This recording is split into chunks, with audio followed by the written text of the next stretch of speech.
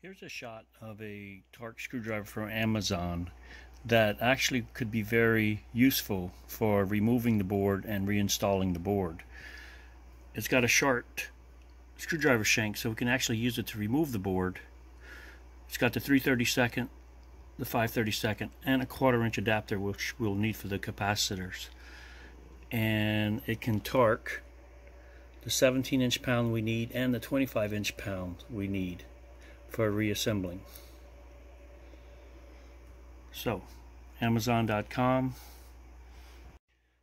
Once you receive the board back from me, there's a little bit of preparing we need to do to get it back for the unit. One, we're going to remove the DSP. Two, we're going to remove the 4 bolts here. In this case, the capacitors were shipped separately, so we're going to reinstall the capacitors. So let's do that right now. Okay, I've removed the 3 bolts here for the large cables, and I removed letter N. P stays in. I've removed the 4 bolts for the DSP card, and now we're just going to lift the DSP card off. Just gently pry from underneath, and then pry a little bit on this side. Back to this side. So the objective is to pull it out without bending the pins. We're going to examine the pins. The pins look great. We'll put this aside. Okay, now I'm going to install the capacitors. And notice there is a polarity symbol here, the positive, but the capacitors are non-polarized, so they can go in either way. I'll just make them uniform. To start the capacitor install, I'm going to hold the board on its edge. You notice I've got some blue tape holding the IGBT spacer. The purpose of the spacer is I already have some thermal paste applied to the IGBT, and we don't want it to touch anything. But the blue tape's in the way of the capacitor bolts. So what we're going to do is I'm going to slice with my utility knife right across the line I just drew, about 1 inch from the top. And then we're just going to fold the tape back to let it stick to the board. We don't want to remove the tape yet. Actually, I used the scissors to cut it. So I'm just going to push this down, let it stick to the board to expose my bolt holes. And this tape we can just remove right off the board.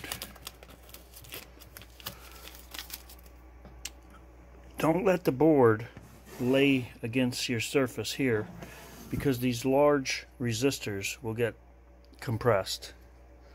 So just either have someone assist you or just kind of lean it against something. Okay, I've installed the bolts. We're going to torque them in a second. But again, as you can see, the board's resting against that resistor right there. So what I like to do is just slide my roll of tape, and that supports that resistor so we don't break it. So now we're going to torque these bolts. So I'm going to use my Klein's torque wrench. This is an expensive little Torx screwdriver. I've had it for a while. I'll get it recalibrated now and then. And we're going to torque the capacitors at 25" pounds. And I'm using a 7/16 socket with a adapter to the 1/4" hex. So I'm simply just going to put it on my bolt, and we just crank it until we feel some pressure, and then I'm just going to twist until I hear the click, and that's it. Okay, now that all 4 capacitor bolts are torqued, and I have the capacitors with the words facing out, not a big deal, doesn't really matter, and the DSP card's removed. These 4 bolts are removed. Now we're going to prepare the inverter to receive the board. Okay, to go ahead and start to installing the card let's go ahead and remove all the screws from the heatsink.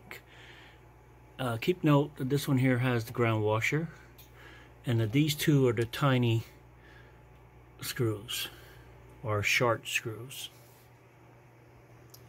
Once all the screws are removed, two things to note. One, you'll notice where the IGBT attaches to the heatsink. There's two sets of screws. We're using the inner set of screws, or bolt holes, and right here is where the thermostat secures. To help us line the card up, I'm just going to take a black marker and just draw an arrow from this hole and this hole towards me, just to kind of help me line it up so I can see. I'm not putting the marker where the heat thermal paste is applied, just in front of the hole. This will assist me in a second.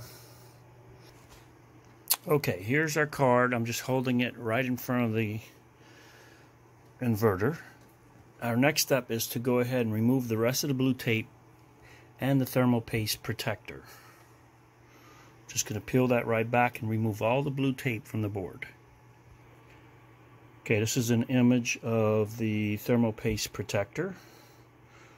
I'm just going to pull that right off. The blue tape is what holds it against the board.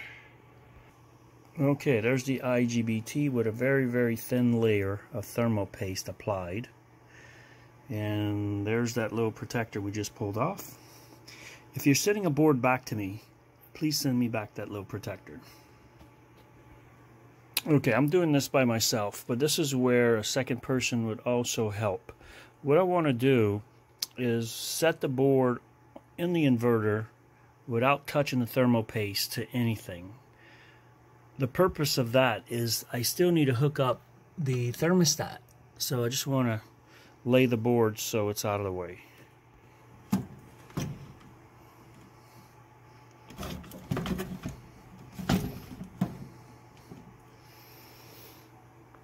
Okay, I would have someone hold it. Alright, here we go. What we're going to do is I want to come over here and I want to just grab with my finger a little bit of this thermal paste right off the corner. See the screw right here? Just a little tiny bit. And we're going to take that and we're going to apply it right to where the thermostat goes. Okay, doing this by myself, a little sloppy, but you get the idea. Next step is let's go ahead and reinstall the thermostat. Okay, the thermostat is installed. You can snug those little screws up. You can also torque them at 17 inch-pounds, 17 inch-pounds, plus or minus is fine. Okay, I did accomplish that without upsetting the thermal paste at all. The next step is to go ahead and lay the board on the ceiling. What the objective is to get the board in there, but not to let the thermal paste touch the heatsink until we're perfectly aligned and ready to secure it.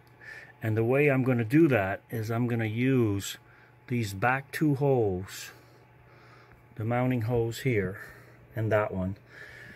I'm going to start with this one. I'm going to have one bolt ready to go. Kind of hold the board at an angle, leaning forward or down, and getting that one bolt in, and then I'm going to get that bolt in. Once those are aligned, then I'm going to push the front of the board against the heatsink and inserting that bolt and that bolt. Okay, I've got my bolt prepared in the screwdriver. So that tip is a 5/32 or a number 4 millimeter, and I have a bolt with one washer. Okay, holding the board with the capacitor can easily support the board, and as you can see, I'm just sliding it right in here, carefully not to let this make contact until I'm ready. Okay, to start this process, I have the board setting in the cabinet. It's just kind of supported by the wires and the AC contactor.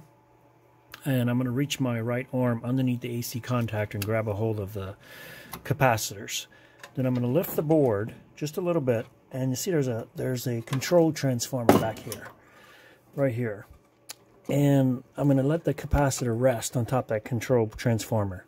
That's going to help me out immensely.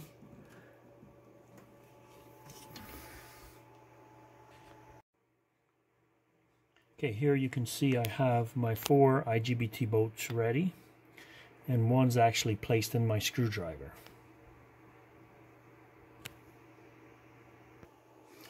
Okay, again, I'd like to bring attention to the 2 black marks we drew earlier, which kind of shows me the beginning of the 2 front screw holes. I'm going to go ahead and reach my hand under the contactor again, grab a hold of the capacitor, then I'm going to lift the board. It's sitting on the back transformer like we talked about, and then I'm just going to tilt it until the front of the board touches these 3 screws. I can see they're almost lined up. Then I'm going to grab my Allen wrench screwdriver, and I'm going to set it in the first hole, and using my black marks guide that screw, still leaving the board tilted so I don't make contact yet. And I'm going to start that screw. That screw started. I'm going to grab the second screw with one hand here. Now I'm going to go in and I'm going to put the one screw in the back, send it through the IGBT, make sure I got it. Now I'm going to bring it and find that hole, and I successfully supported that one. Now the board is hanging by the 2 screws, so I'm going to now put in the other 2 screws and snug the board up. Just snug it. I'm not going to torque it yet. Okay, my 4 bolts are in, and I just have them slightly snug. I want the board just to be able to move just a hair, and our next step is to go ahead and put in the 9 mounting screws. And by leaving the IGBT loose for now, will give us a little play so we can line those other screws up. So let's get the next 9 screws in. Same goes with the 9 screws. We don't want to tighten them all the way up. Just get every one in before we start tightening it. And don't forget about this one. This is the one with the grounding washer that goes in this corner.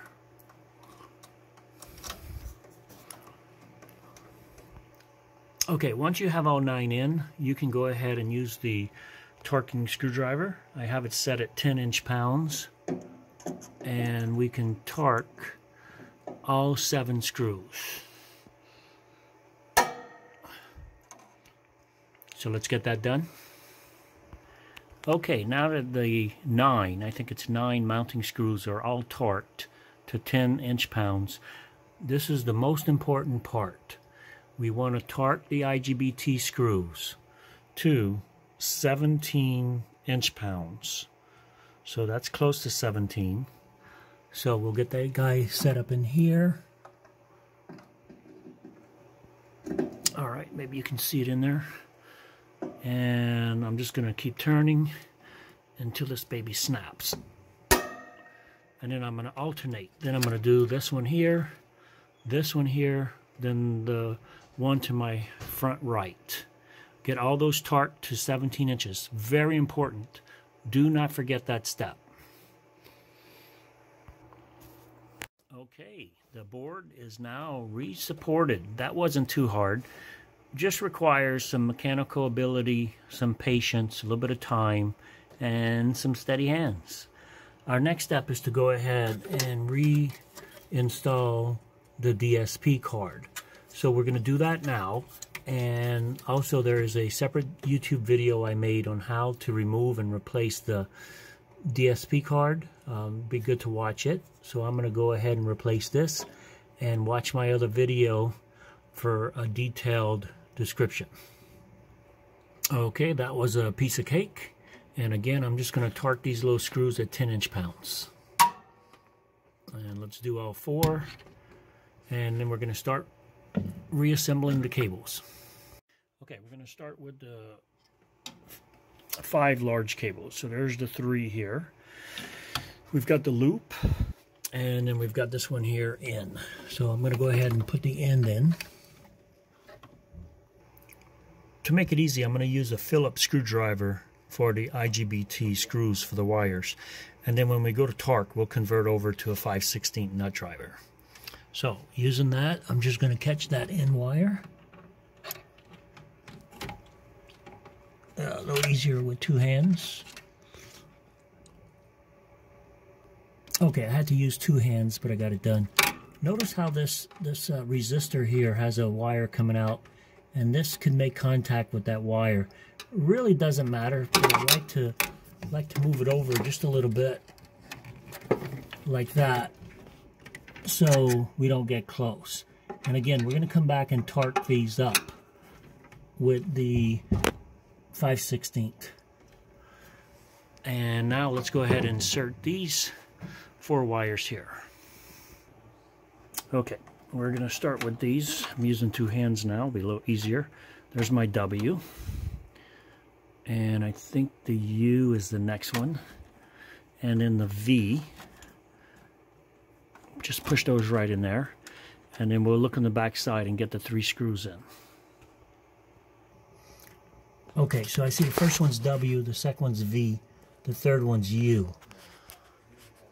W, U, and V. So I got to swap these two. I'll do that now. Okay, now I got it right. W, V, and U. So double check, double check.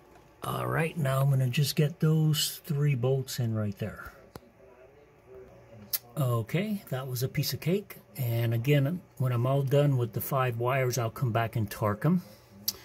So now we've got this guy here to do. Same thing, I'm just going to remove it from here.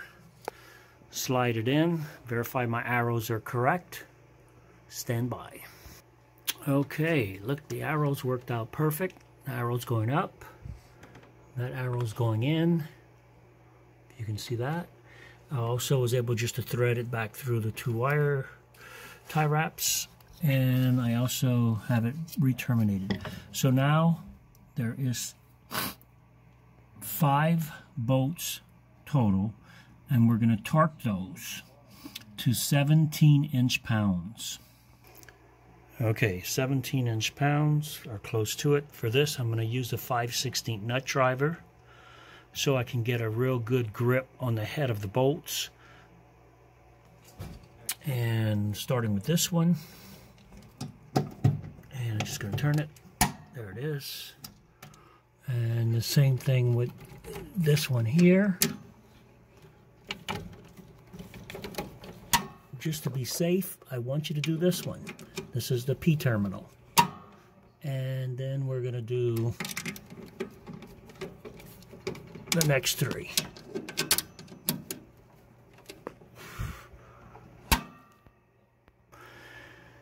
Okay, so we are all torqued. My IGBT bolts are all 17-inch pounds. My IGBT supporting bolts in there are also 17-inch pounds. My little screws here, there's 9 on the board, 4 on the DSP card. Those are 10-inch pounds. And of course we did the capacitors early at 25-inch pounds. So the next step is to go ahead and hook up all the cables. That is the easy part. Okay, there are 10 cables total to plug in. The hardest one is the one that's behind the capacitor, right there. I can easily use my fingers and plug it in. There, that was really easy. I felt it snap in. It can only go one way. You cannot get it wrong. All right, this guy right here. This guy here can actually fit both of these jacks. It goes in the one in the back. That's P7 right there. Not P6. It goes into P7. And then we'll do these 3 and these 4. Okay, as you notice, there are 2 jacks here that are identical. They're both yellow. One's P11 and this one here is P10. The board actually has 2 receiving plugs right there. Sorry about the blurriness. And they're actually labeled on the board as well. P10 and P11. Worst case, if you got them mixed up, it's not going to make any difference. But if you look at the board, you can tell exactly where they go. Okay, all 10 cables are plugged in. Just double check that they're all in. And that is it. We are done. So you're ready to turn on the AC power and turn on the generator disconnect and watch your fire up.